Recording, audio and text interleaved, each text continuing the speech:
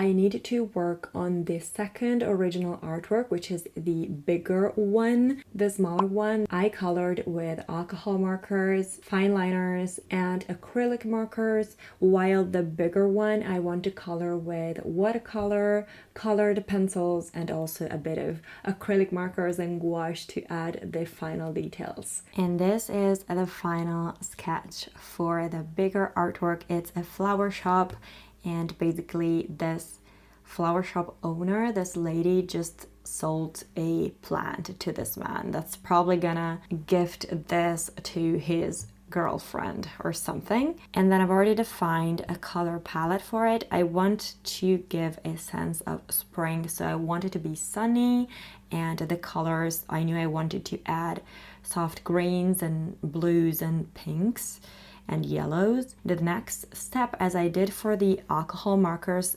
original artwork, is to transfer the sketch onto a sheet of paper, and I'm pretty much going to use the same approach as I did for the alcohol markers drawing. So I'm going to use my iPad as a light box, and I'm going to make sure the overall room is as dark as I can so that I can see the lines better. I also got asked what my approach would be if I were to draw a bigger drawing, like a drawing that would end up being bigger than the size of my iPad, and how would I transfer it onto paper.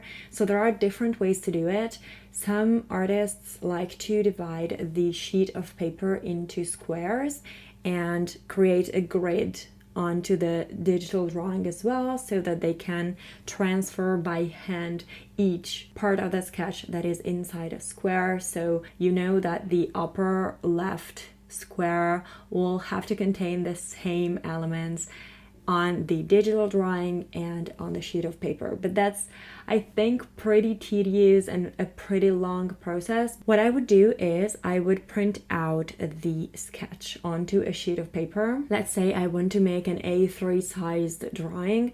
So I would get an A3 sheet of paper, and normal paper is fine. I would print it out on that sheet of paper, and I would use either a light box. You can place the sheet of paper with the sketch, the one you just printed out, on top of the light box, and then on top of that sheet of paper you put the actual paper, watercolor paper that you're going to use to color the drawing, and you transfer the sketch by hand again, but you have the guidelines underneath. Or a more difficult way to do it, if you don't have a light box, is using a window. So when the sun is out or there's enough light coming from outside of that window, you can just place the sheet of paper with your sketch on it, and then the watercolor paper on top of it, like with a light box, and transfer it by hand. A third way is actually printing the sketch directly on your watercolor paper, but I never really liked that approach because I like the lines to not show up in the final illustration. So as I did for the alcohol marker drawing, I'm going to give you an overview of all the materials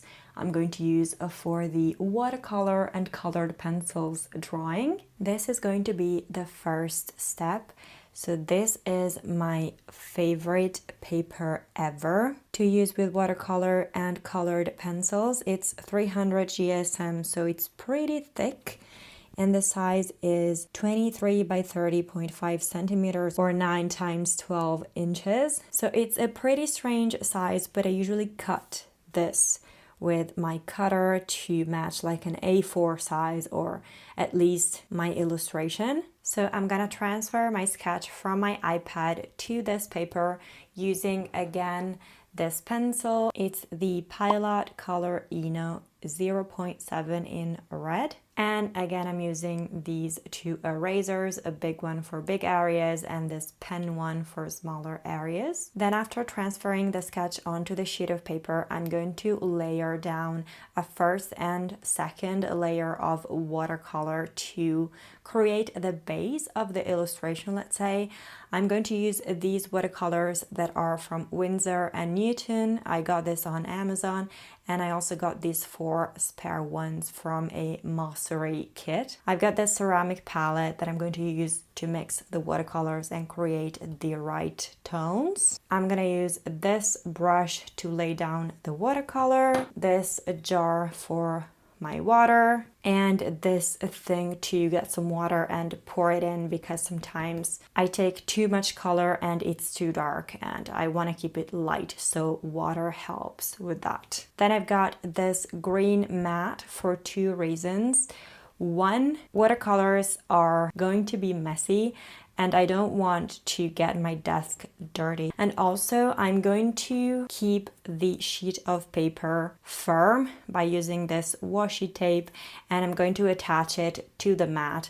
This way I can move it around by moving the entire mat if I need the surface of my desk for something else. Then the second step will be to use colored pencils. I got the 150 kit from Prismacolor called Erase, and I got this sort of bag to contain all of the colored pencils on Etsy, I believe. It works perfectly. You can then roll this up to store the pencils away and they don't take that much space anymore. And then the final step will be to use, again as I did for the alcohol marker illustration, gouache and acrylic markers to add the final touches and final details and lighting. Short break because the postcards just arrived. I haven't opened this up yet, so I don't know how they look.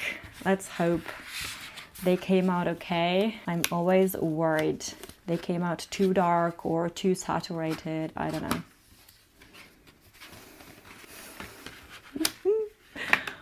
They are perfect. Let me show you. I got them in a matte finish again, so you don't see any glare.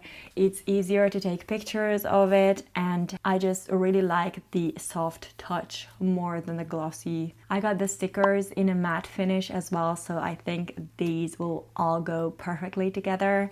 And in the back, I just put my logo in a color that fits the overall palette of the front. Very happy. So this is the postcard that will be available in my shop starting February 21st. Back to the watercolor drawing. She is constantly waiting for me to do something. So whenever I move, because I don't know, the courier just arrived and I went to get the postcards downstairs. So every time I move, she expects something to happen, like we play or we go outside. So she gets super excited and just waits for me to do something, and I don't do anything. So she just stands there staring at me until I do something. Yeah, like that. Life with a dog.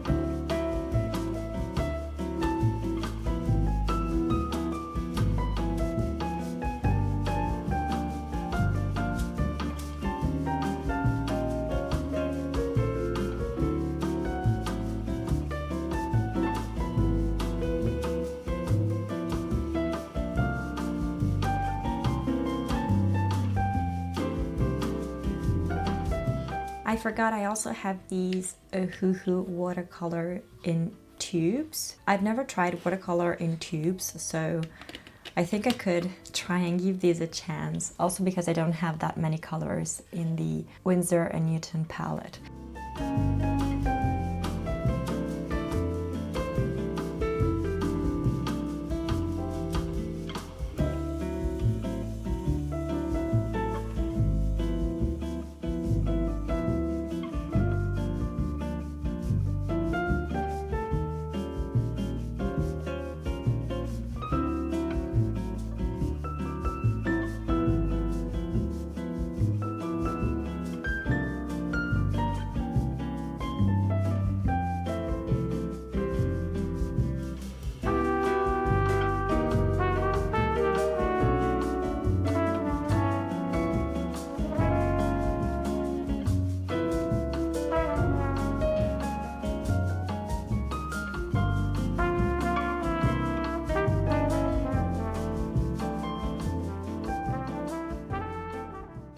I'm done with the watercolors. When I add watercolors to these original artworks, I make sure to not be very precise because I'm gonna go over the entire piece with color pencils later, so there's no point in being super precise with the colors and super precise with the outlines because I'm going to polish everything up and clean everything up with colored pencils anyway. This phase is just meant to create a base, a uniform base for the color pencils that I'm going to add later. So I think I'm done for the day with this piece because I want to make sure that the watercolors dry completely before moving on to the colored pencils. Otherwise, they could be smeared all across the artwork and I don't want that. So I think I'm just gonna move this aside and focus on editing a new video for YouTube and continue this tomorrow. When editing a video, one of the most important things to consider is how you're going to present it to the public. And the first thing people will notice is, of course, the thumbnail. Having an eye-catching thumbnail is crucial for a video to perform well and be seen by many users. And that's why to create my own thumbnails, I use Kittl, who's also kindly sponsoring this portion of the video. Kittl is a design platform that helps you create professional quality text designs with minimal effort. If you've been following me for a while, you know by now I'm a huge Kittl fan and use it to design literally everything, from my branding material to Patreon content, graphics for my illustrations, website elements, and also thumbnails for my videos and reels. Kittl offers more than 1,000 integrated fonts, plus templates and design tools that make it super easy to experiment and create different variations of a design in literally no time, also thanks to its super intuitive interface. So if you, like me, have to create personalized designs on a daily basis but can't spend too much time on them, then Kittl is a great solution. You can check it out following the link in my description, and if you're a new user, you can use the code AGOSTIYT for 25% off the first month or year of any paid plan.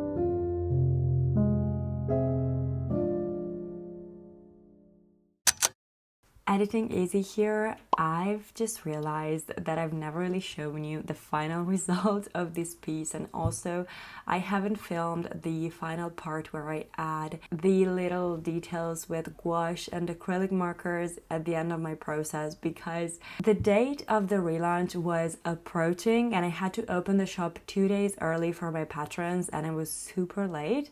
So I actually stopped filming my process because it takes up a lot of my time and I didn't have that much time at that point. So I can't show you the part where I add the final touches, but I can show you the final result, which is this. Let me show you up close too.